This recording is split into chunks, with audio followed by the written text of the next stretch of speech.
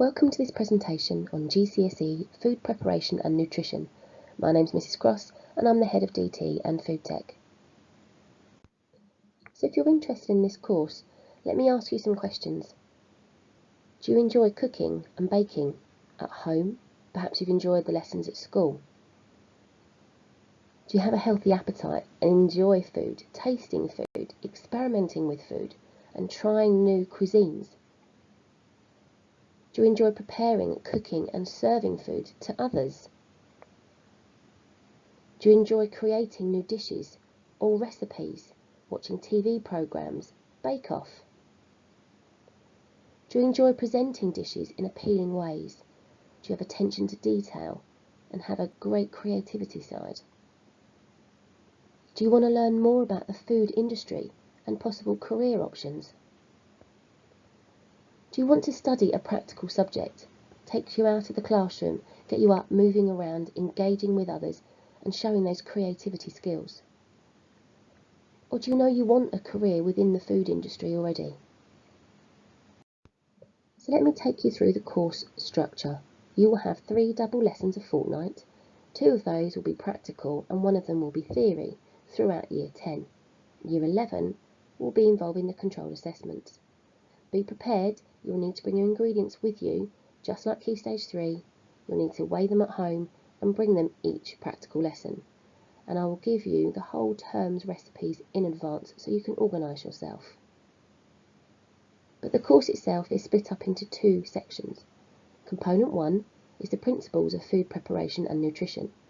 This is 50% of your GCSE grade, and it's an hour and 45-minute written exam that you'll sit at the end of Year 11.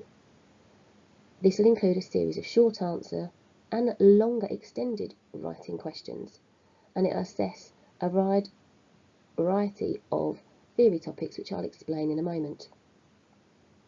The second section is Component 2, which is non-examination assessments. This will make up the remaining 50% of your GCSE grade, and it involves 2 non-examination assessments which will sit in Year 11. One of them is the Food Investigation Assessment, the other is the Food Preparation Assessment. So the theory side of the course, we try and teach you as much as we can through those practical lessons and reaffirm that theory knowledge. You will have a series of theory booklets similar to those at Key Stage 3 that will include the following topics: health, safety and hygiene, the principles of nutrition, food commodities, which is different aspects or different categories of food, which takes you through different commodities each term. We start off with fruit and vegetables, then progress to cereals, not the breakfast type, but cereals via grains, so pasta, pastry, bread, then dairy, protein, meat, non-meat products, fats and sugars.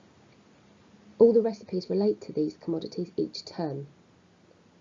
Diet and good health is another topic.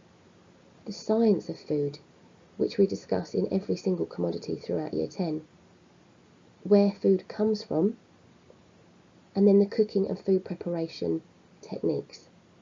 We'll provide you with an online textbook and a revision guide to help you with your final exam. So the non-examination assessment, or NEA, also known as controlled assessment, is worth 15% of your GCSE. It's approximately 8 hours in length, and as it's a controlled assessment, it's carried out under teacher supervision in lessons. You'll be given 2 tasks from the exam board, and you will select one of them. You'll need to research and carry out an experiment. So this could be to investigate which type of sugar makes the tastiest biscuits, or which type of raising agent is the best to make the most fluffiest, lightest scone. You will have to research that particular ingredient and then carry out an experiment, making different batches of the same product with changing one variable, just like you do in science. You'll then have to taste the results, test them, compare them and evaluate them, and produce a typed report with a maximum of 2,000 words. So So non-examination assessment 2, or NEA 2, is the food investigation assessment, which is worth 35% of your GCSE. You'll be given 2 briefs from the exam board again, and you'll select one of them. Both of these non-examination assessments take place in Year 11. You will have to research the task,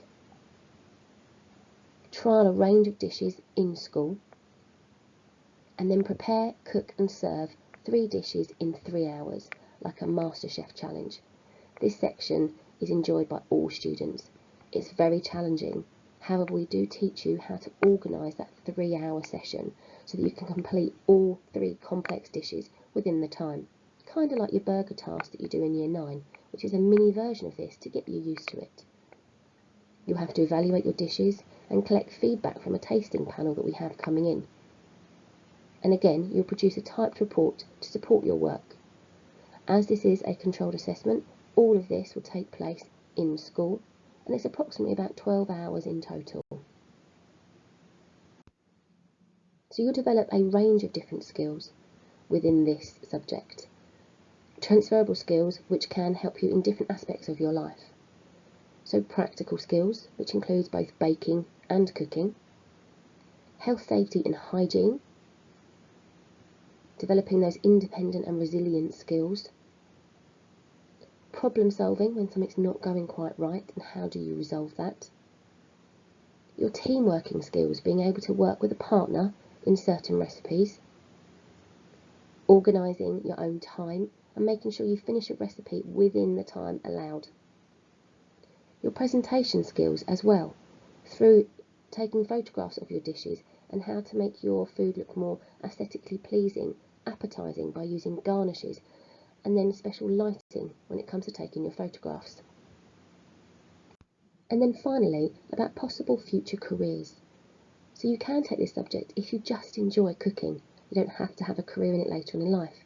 However, as we have discussed in our Year 9 lessons, you could take a career as a chef, or a food stylist, a food photographer, or a blogger or a critic, a sports nutritionist or a physiotherapist, a dietitian or nutritionist, a food scientist, or in catering and events management.